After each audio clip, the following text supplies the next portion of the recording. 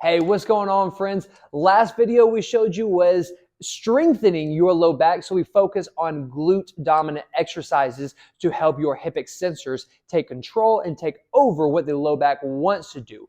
This video this week, we're doing the same thing, focusing more on your abdominals because, again, we talked about your low back muscles, your erector spinae, being spinal stabilizers. Well, your core is that as well, and these muscles are larger. We want them to take over instead of your low back. So 3 exercises that almost everybody can do, starting with a plank position. We're going to do full plank position on the ground. You can also do this on an elevated table or a chair, but we want a straight line all the way from the top of the skull to the bottom of the hips. Notice our low back is straight, pretty darn straight. But what's common, tilt your hips for me, Elena, is this little sway in the low back. Most of us have some form of anterior tilt of the hips. We want to prevent that, especially here in this plank position. So pull that belly button into your spine, squeeze those core muscles as much as possible.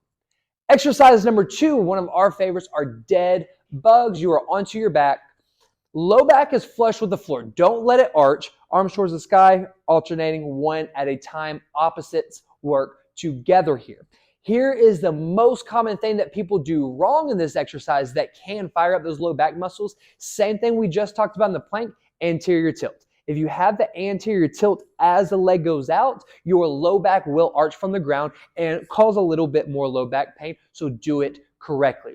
And I actually saved the best for last. This one is my favorite because when I was dealing with low back pain, it was so bad that I actually had a hard time doing all of these exercises that we're showing you. The one that seemed to work the best for me when I was dealing with the pain is a static move. Leg press, ab hold, right angle in the knees, right angle in the hips, creating tension from the legs to the hands. And so your core is fighting that, holding everything in solid without loading up your low back. It is strengthening some during the plank. This one, we take your low back out of the equation to focus on the muscles that we want more dominant.